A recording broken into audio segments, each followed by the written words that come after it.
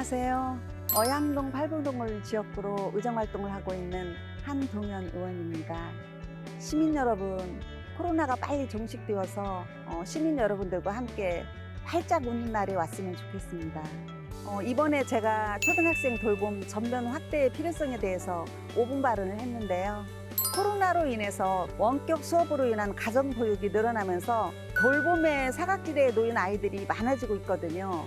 특히 초등학생 자녀를 둔 맞벌이 가정의 경우 돌봄 공백이 사회적 문제로 대두되고 있습니다. 돌봄 문제가 해결되지 않고서는 일과 가정 양립이 어렵더라고요. 지금은 돌봄은 사교육에 의존하는 데 현실입니다. 보통 맞벌이 부부에게 육아 공백이 가장 크다고 여겨지는 때는 초등학교 시기거든요. 초등학교 입학은 전업주부와 맞벌이에게도 돌봄 전쟁의 시작이 되는데요. 돌봄 교실은 시내권 학교를 기준으로 초등학교 1, 2학년생이 학교 수업을 마친 이후에 학교 내 별도의 공간에서 오후 5시에서 8시까지 안전하게 머무를 수 있도록 돌봐주기 때문에 인기가 아주 높습니다. 이제 아이들의 안전한 돌봄 문제는 사회적 문제로 해결해야 될 것이고요. 아이 키우기 좋은 도시 익산을 만들기 위해서 초등 돌봄 서비스 공급이 반드시 확대되어야 한다고 적극적인 노력을 당부했습니다. 시민 여러분, 아이들이 안전하고 즐거운 학교가 될 수 있도록 여러분과 함께 노력하겠습니다. 시민 여러분, 감사합니다.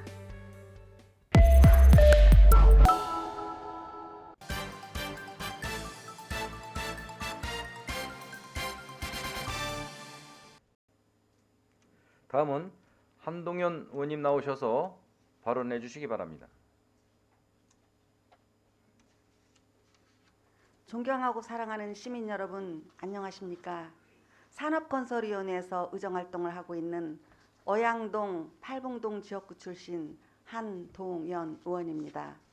먼저 저에게 5분 발언을 할 수 있도록 배려해 주신 유재구 의장님과 선배 동료 의원님들께 감사드립니다.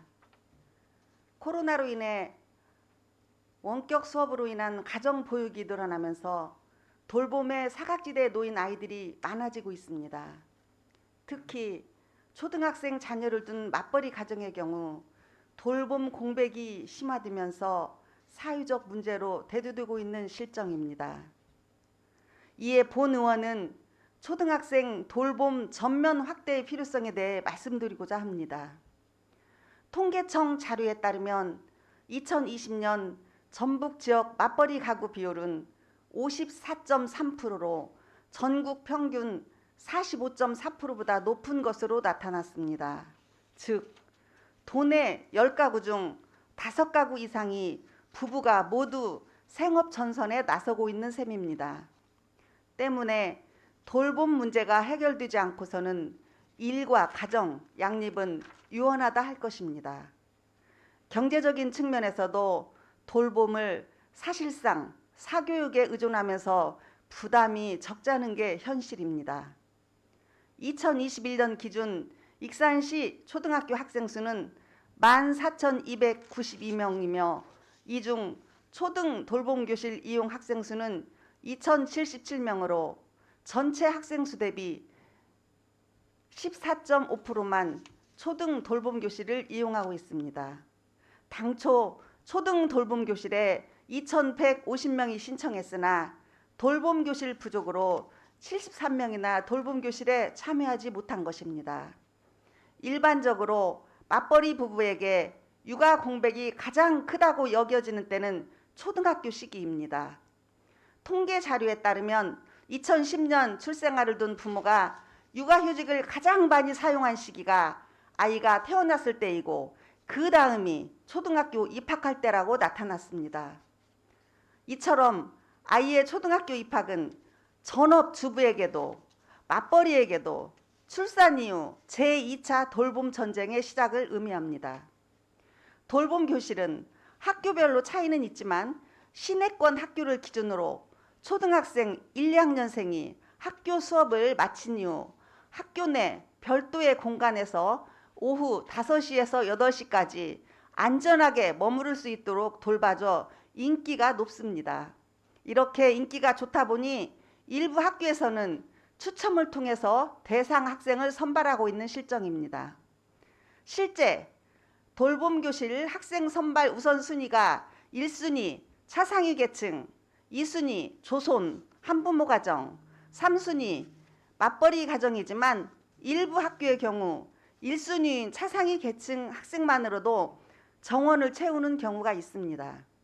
따라서 3순위인 맞벌이 가정의 학생들까지 순서가 들어오기란 하늘의 별 따기라는 비아냥 소리까지 들릴 정도입니다. 이렇다 보니 돌봄 서비스가 절실한 맞벌이 가정의 경우 학원을 보내거나 사설 돌보미를 고용하고 있어 경제적으로 이중물을 겪고 있습니다. 또한 이런 대책마저 세울 수 없는 맞벌이 가정이라면 결국 누군가는 아이를 돌보기 위해 직장을 그만둘 수밖에 없는 게 현실입니다.